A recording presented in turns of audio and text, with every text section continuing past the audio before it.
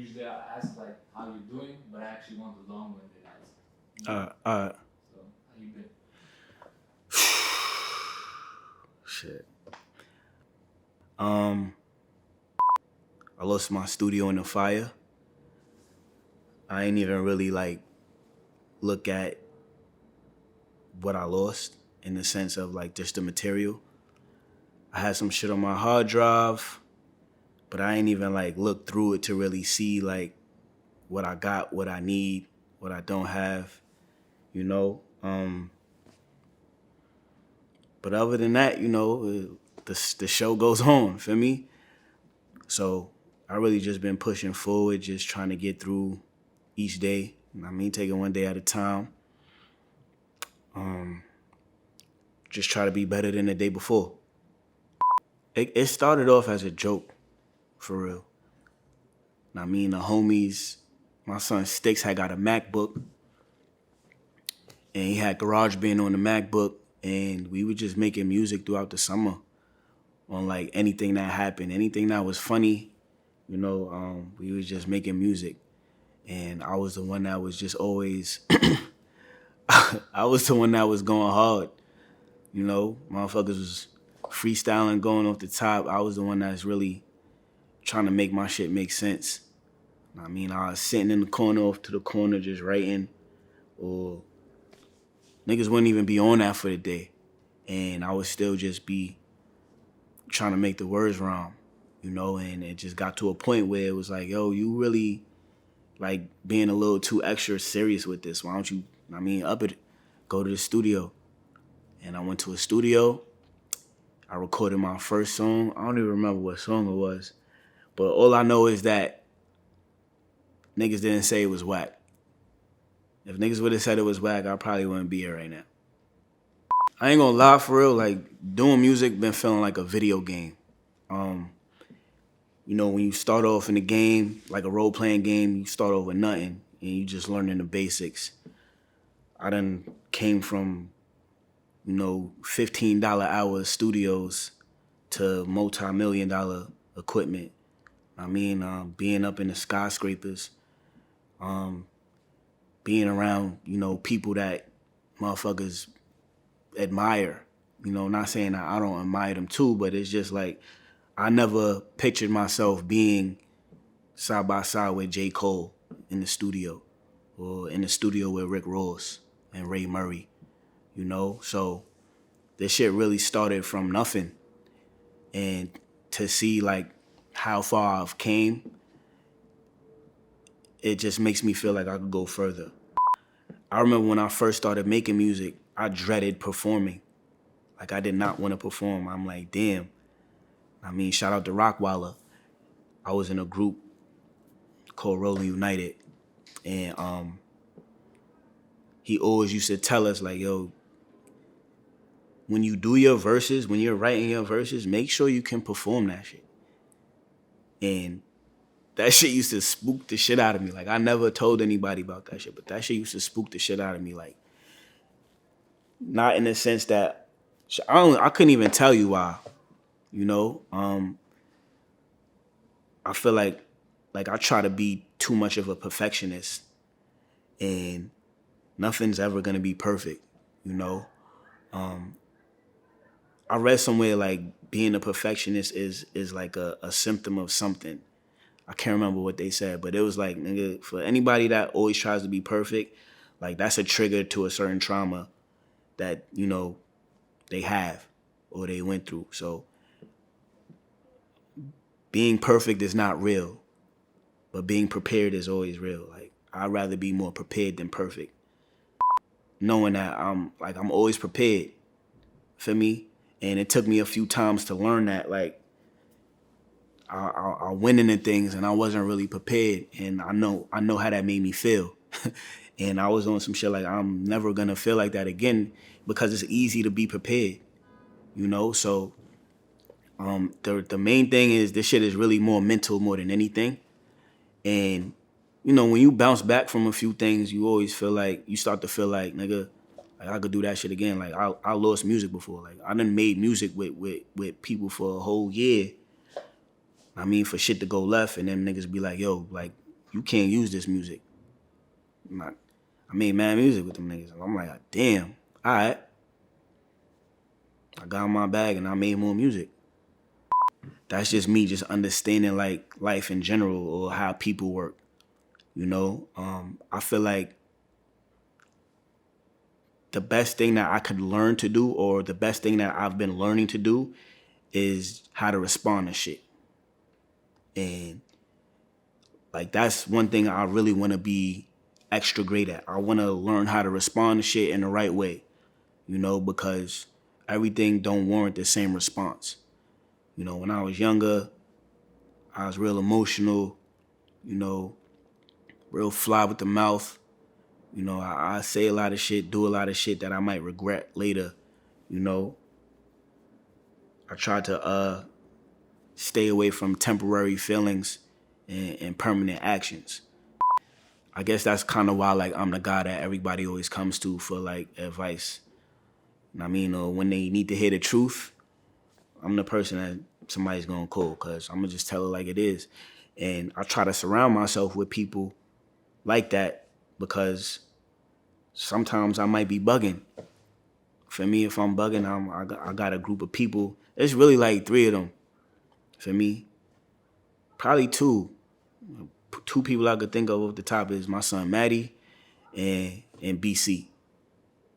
Those are the only 2 niggas I'm gonna ask, yo, let me know if I'm bugging, but X, Y, and Z. And them niggas gonna tell it straight. I mean, they gonna tell me if I was right or if I was wrong, where I was wrong at, what I should have did, what I could have did, what I shouldn't do. You know, and I be feeling like if motherfuckers can't do that without bias, ain't nothing for me to really be talking about with people. If I'm trying to learn something, I'm not gonna stop trying to learn it until I figure it out. So that's why I gotta like really pace myself with the amount of information that I allow myself to take in, because I could get sidetracked here and there. Like when I'm learning how to do graphic design, I can't try to learn how to do something else at the same time. Like it's just graphic design and that I'm learning. I mean, or if I'm trying to study like different directors and learn about, you know, the visual punchlines and learn how directors like to use certain things to play on. I mean, I can only focus on that. If it's back to the music, I mean, because there's always more to learn, I'm just focused in on the music. So I got a real obsessive personality when it comes to things, so I really just gotta pace myself with with the information that I take in. I got tired of paying people for shit that I felt like I was getting overcharged for.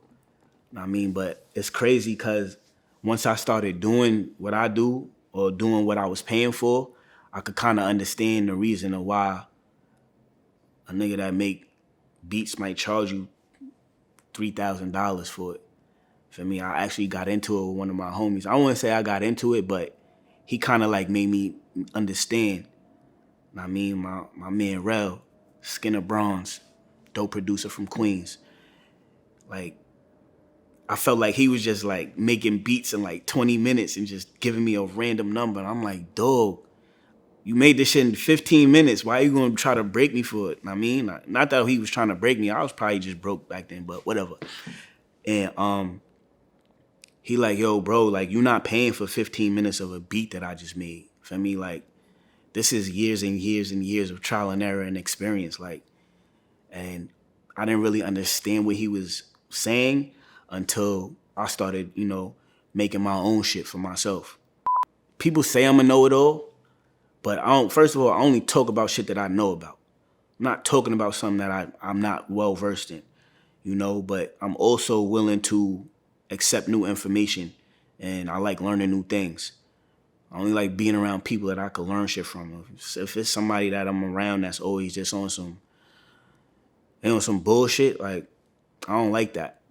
For me, I feel like people just be, they be limiting themselves by just the type of time that they be on. I mean, I'm not that. Like, a lot of people say like I'm different from other people. Like, I really believe that when I say that, you know. So It's all about what you gonna put in, what type of time, what type of effort, you know, what type of money, what type of whatever you wanna put in this shit that's it's gonna give something back to you. I learned so much from my son in the sense that like he's so inquisitive, he asks a lot of questions, and it makes me need to up my information because he be asking me shit and I'll be like, I don't know. But instead of saying I don't know, I'll tell him like, yo, go look it up. Like let's look at it. Let's look it up on YouTube or something like that. You know, so I'm always learning shit with him. Kids in general, man, I think it's real important to let them be them. Like a lot of people don't treat their kids like human beings. They treat them like pets.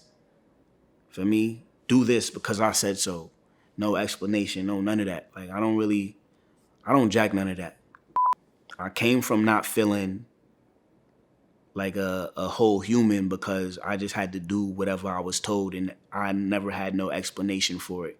Or, you know, because I lived under somebody else's roof, it was their rules of the highway. And it was like, if something not fair and I'm speaking up about it and you telling me because you said so, or you just telling me that's how it is, I don't think that works well for the mental of a child. You know what I mean? So I'm very cognizant of how I treat my son. Sometimes I might slip up here and there, but ultimately I'm big on treating him like a little person. You know, I let him go through his emotions. I let him say his smart shit. You know, I let him have an attitude as long as he's not disrespectful. You know, I let him get away with whatever he feel like he need to get away with to be able to express himself. He like doing wild shit. Like he's 5, he's jumping off the 3rd step. No fear. And my mom's just like, don't do that. You're gonna get hurt. And that shit just triggers me. Like, I'm like, don't tell him that. Like, let him find out on his own. Like, you can't tell him water is wet or boiling water is hot. You know? I feel like when you do that to kids, you make them less daring. And I feel like in order to be successful in life, you gotta be fucking daring. Like you gotta be fearless. And I feel like it took me a while to learn how to be fearless because my mom was always there reminding me of like the consequences of shit before I even felt them. You know, and I feel like she was only doing that out of love.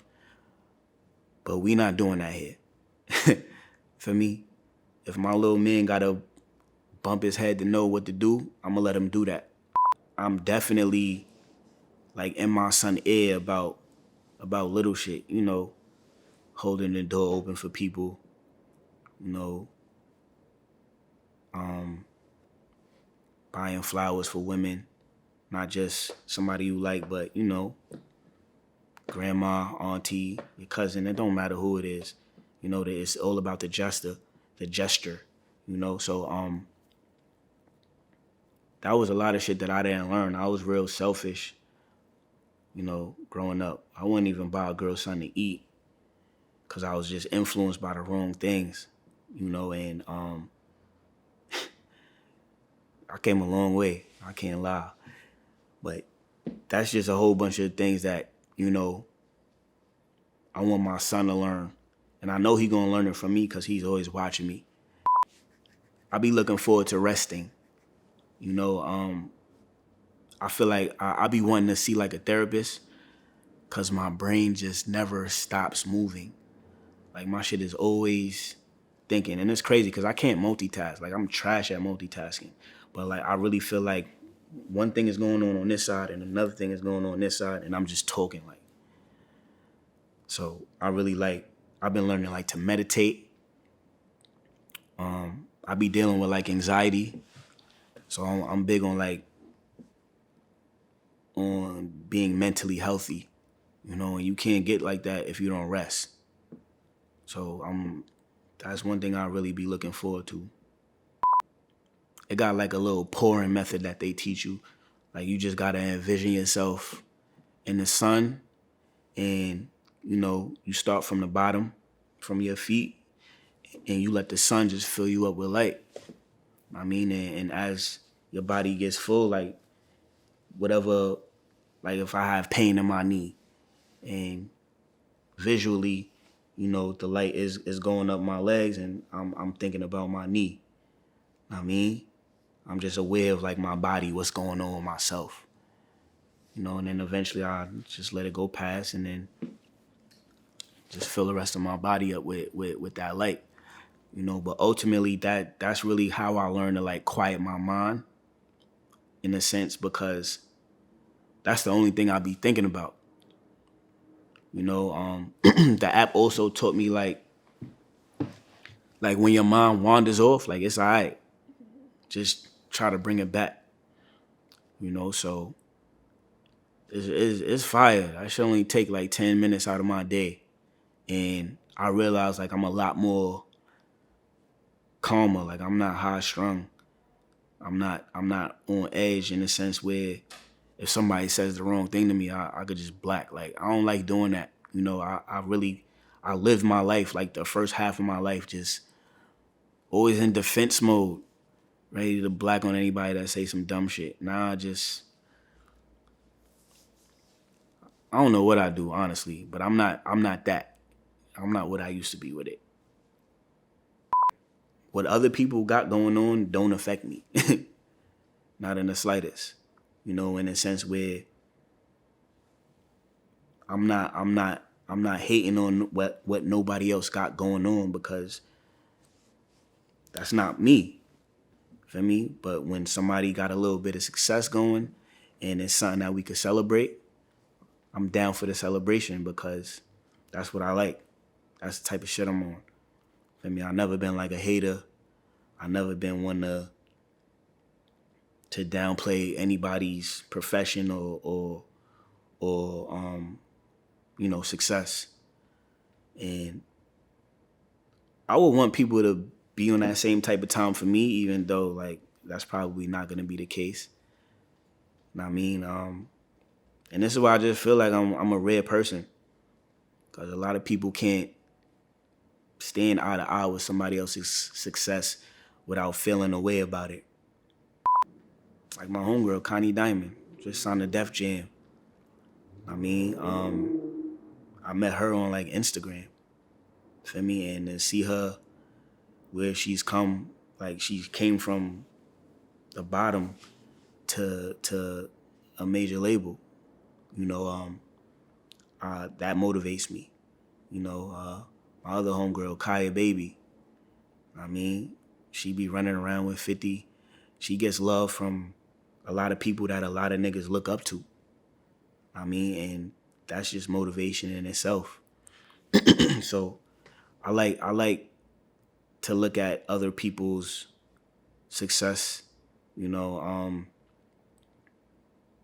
I don't really harp on like, I don't need like the negatives to motivate me. You know, I like if I hear a good verse from somebody, that should make me want to go right.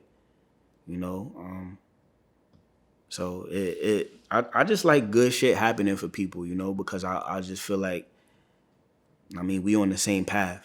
So my time gonna come eventually.